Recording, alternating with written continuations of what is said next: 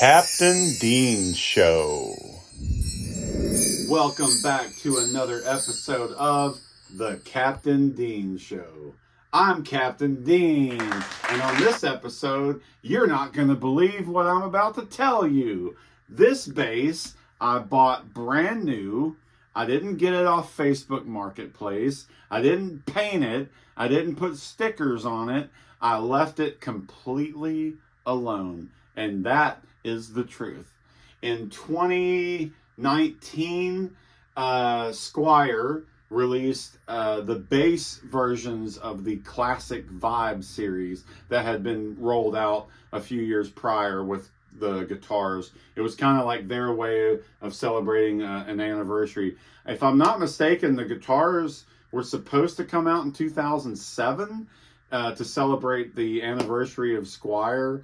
But something happened. If I'm not mistaken, there was like a delay in production or design or whatever it is that happens in that stuff. But eventually they did come out, I believe, in 2012. And so, of course, the guitars start rolling out, and they're really nice and just really throwback to the classic Fender guitars at a much better price point. And that's a big selling for me because, you know, I'm a cheap bastard. But the Squier Jazz Bass and P Bass line kind of rolled out around 2019. And I originally saw this picture around 2020 that they had redone the classic P Bass, which I love. I've got the original Leo Fender patent photograph and poster. I've got a big version of it over here. I've got some of these up here on my wall, which are really cool.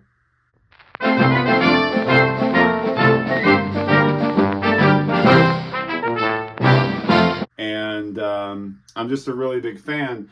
When I was a kid and went to see Back to the Future in the theater in 1985, of course, I was really hit by the idea of 50s rock and roll. It opened up a door for me, and I just loved that music. And around that same time, you know, the Stray Cats were out doing their thing. And so I've always had a nice eye for those classic looking guitars. I just really big fan of that stuff. So I just had to have one, and they released this, and I got one. And it was really cool that I just happened to be really good friends with people that work at a music store here in Bowling Green, Kentucky. For many, many years, almost 100 years, it was known as Royal Music.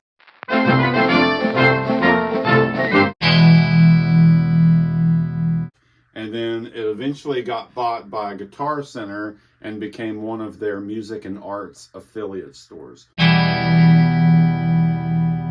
And it is still in operation today. I am a very loyal customer to that store. And I got them to order this bass for me, brand new in the box. And I got this for $275 because I know them and I got a discount, and that was awesome. So I got it. It came in the box, and I left it completely alone. I will say, after a while, I did order a black pickguard.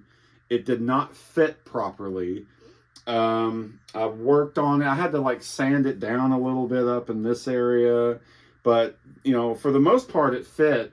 But there was something inaccurate about this, and of course, I learned if you ordered this shaped pickguard of a Fender bass, it doesn't fit the Squier. So I tried it, it didn't work. I thought about painting this one, and I decided against that because I know painting pickguards doesn't usually turn out the way that I want them to. So I just, you know, thought about it and was like, well, I fell in love with this look based on old photos of, you know, bass players back in the 50s when these electric basses first came out. And I love this poster. I love this patent from Leo Fender. I just think that is so cool to see the patent drawings and everything.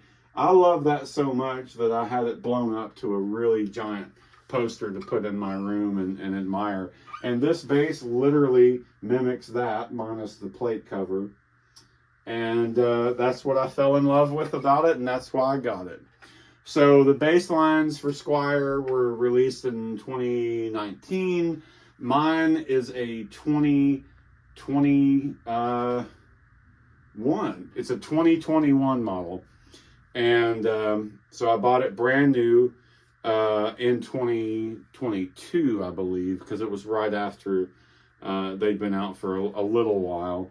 And I was on the fence, and finally I was like, you know, I really want one. So, of course, I did not get the sunburst finish. I got this. It is really cool. You can see the wood grain in it. And it's not white. It's more of like almost like a pinkish color, or almost like I don't know what you call it. It's like that rustic kind of look that they do, like an off-white kind of thing. So, and it's got the classic style bridge. The pickup is original. I have not changed it. I know that Seymour Duncan makes them, and I've thought about getting one to put in here so that it gives it a little bit more oomph.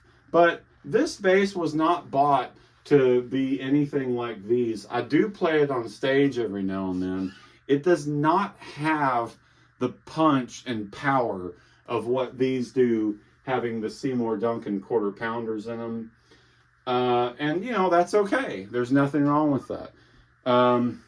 Bass players that I can think of that I've seen playing these that just absolutely look so cool. You can go back to when Waylon Jennings played for Buddy Holly. You can see a picture of him using one of these. I think Elvis Presley's bass player, Bill Black, had an original Fender Precision bass back in the day. Any of that early rock and roll stuff, all that Sun Records stuff, it didn't take long before the giant upright bass turned into one of these. And the pictures, you know, they're all in the late 50s, early 60s. And I just thought they looked great. I do obviously admire the original look of this versus what the P bass became. But, you know, they're very much related. It is a very comfortable bass to play. It's not too heavy. I love the neck. This is what they call that C shape. And I just love the color and how this is so, you know, darker, and it just looks great, you know. I'm really happy with this. When I bought it, some smartass on my social medias was like, oh, it won't be long before you paint that and put stickers on it and mess it up. Go to hell, dude. I left it alone. I did, again, try to change out the pick guard, but that didn't work out very good. So I kept it original. I play it pretty regularly, especially when I'm just sitting around practicing. This is a good bass to pick up and practice on because it takes you back to the original look and feel of a Fender Precision bass. And being a Squier, I think now these go for about $400 or so. I got really lucky because just a few years ago, things were not as expensive as they are now.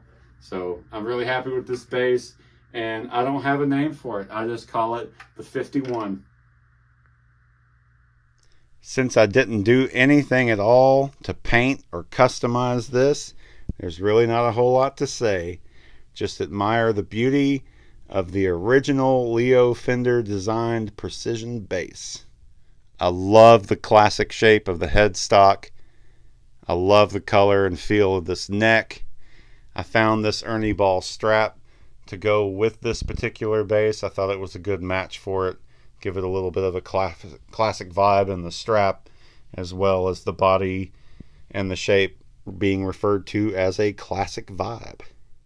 I really don't have anything to add to this. So I'll dig up some photos and let the end credits roll. Do do do do do do do. Do do do do do do ba do do do do do ba do do do boo boo ba ba da ba ba ba do do do ba one ba ba ba da ba ba da da da ba ba da ba ba da ba ba do do do ba ba ba ah do do do